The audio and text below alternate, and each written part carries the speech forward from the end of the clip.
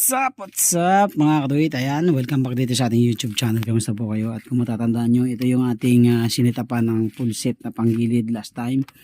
So, after 1 week, pinabalik ko dahil yung groove na bill niya, nagkukos ng alikabok yun dahil bago. So, bubugahan lang natin ngayon para mawala yung alikabok at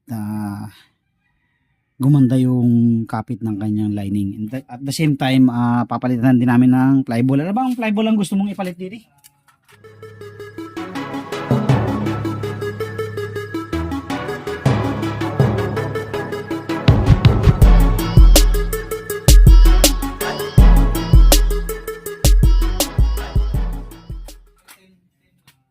Straight ba? Hindi.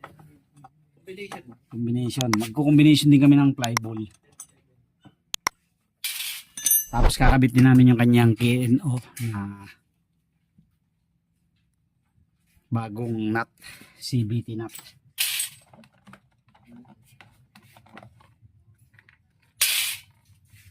Okay. So, baklasin lang natin.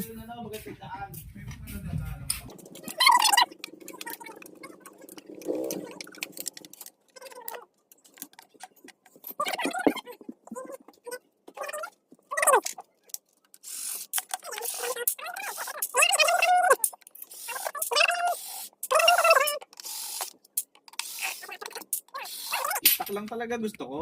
Wala lang, napalitan ng hindi stock. No choice na yan. Napalitan ng hindi stock. Ayun, naghanapan ng mas maganda. Oo. Kaya talaga kapag nasimulan ng hindi stock. So, yan na mga kabit. Ang ating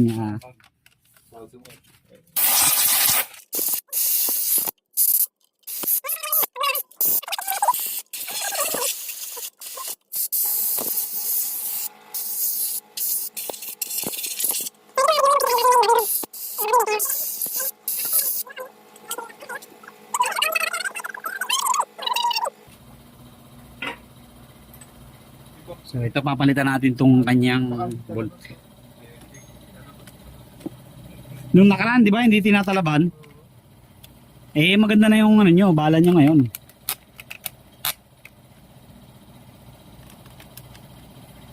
Anong brand ba yung harness mo?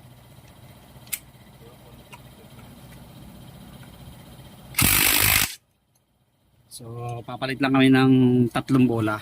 Gis. Tapos ito, papalitan natin. Ito, nilagay ko lang to, itong washer na to. Kasi nga yung stock na washer ay sobrang laki. Alog na alog dito. Hindi kasi siya umuupo dun sa dahil mayroon na siyang built-in. Parang built-in washer yan.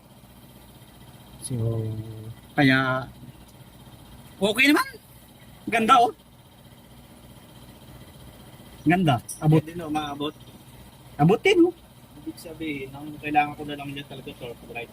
Performance sa sa sampa ng belt, sampado na siya. Ang ano mo nga lang talaga, yung mas mabilis na arangkada, ayun, palit ka ng maganda-gandang torque drive.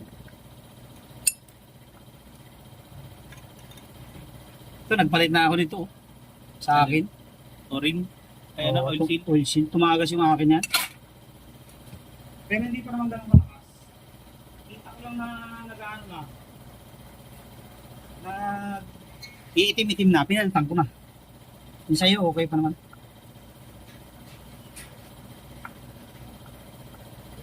So, hindi ko na babaklasin yung torque drive kasi okay naman yan, kakalinis lang yan. So, dito tayo magpo-focus sa kanyang. So, ito ay straight 11 na JBT yung nilagay ko sa kanya. Tatanggalin natin yung isa. So ito nasa unahan, straight 11 na JBT. Unang. Tama. Tama. Nandito na ako. Okay. So lagay natin ang G's. Alin? Brass na binil, may binil. So tapos king drag na 10 grams ilalagay natin. So etong king drag, subok na to, napakatibay nitong king drag na to.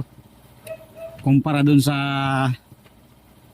isang ginagamit natin na sikat. Yung sikat na ginagamit ng isa, mabilis matapyas. So nag-switch ako dito sa King Drag dahil nasubukan ko na to. Talagang magandang klase ito. Maganda ang forma. Maganda ang quality.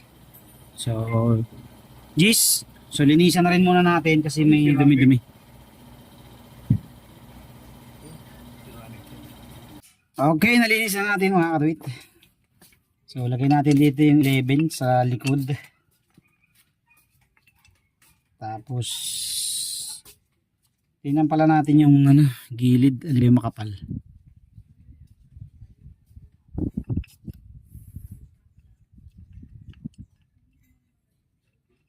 So meron kasing side niya na makapal. So ang ikot ay papaganon, dun nyo ihaharap sa unahan. Ayan.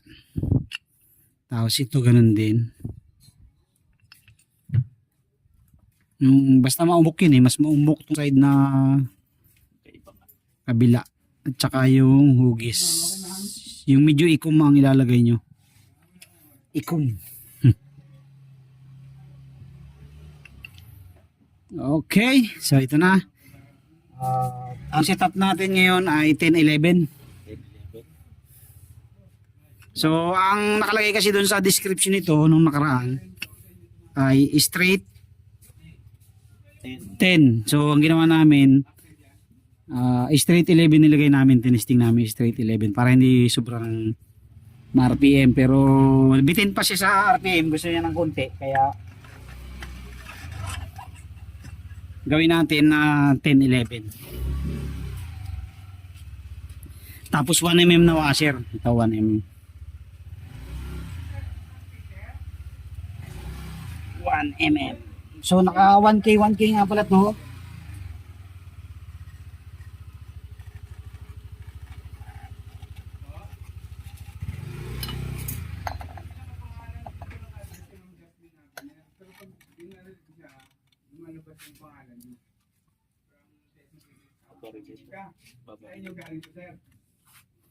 So kino pala ilalagay natin.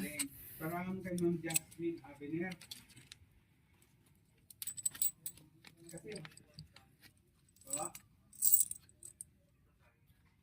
sa inyo po galing. Tapos pupunta kay Ma'am Jasmine Avenir. Tama po ba, sir? Bayad din siya eh. Bayad din siya. So, 10652. Kay 7 Carissa po. Ito, Cavite.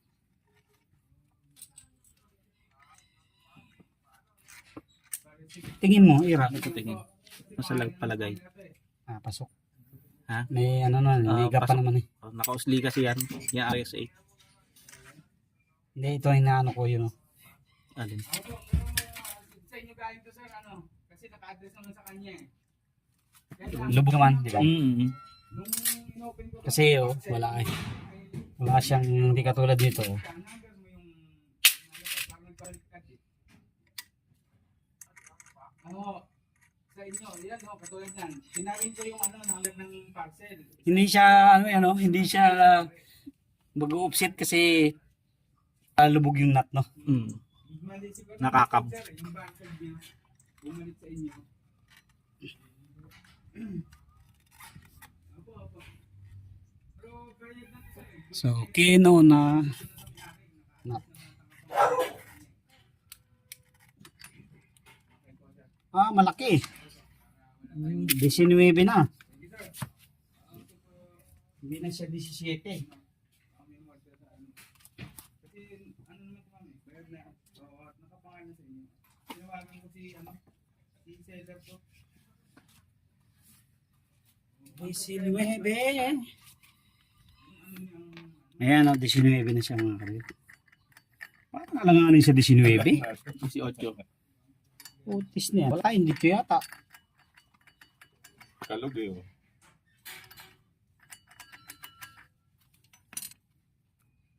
Yun. Ngayon yun ang ko ngayon. Assignment ko ngayon. 18 na sakit.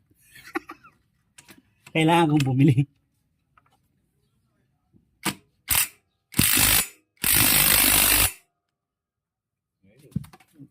Sige nga, testing nga. Testing. Katakot higpitan, baka sobrang higpit. Eh, ano yan eh. Alam ko stainless na ito eh.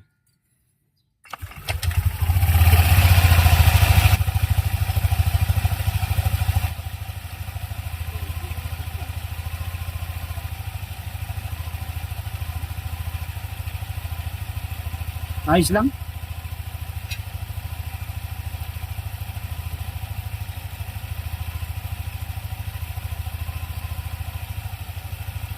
Pag nagkaalang kasi tayo pa ng konti, mawawalan na ng dulo. May konting Pag ano yan, ipit, na. ipit pa ng konti. Pero kung lalagyan pa natin ng washer, mawawalan naman ng sampa, hindi aangat ng todo. Okay na. Sa minor lang naman yan, sa minor lang.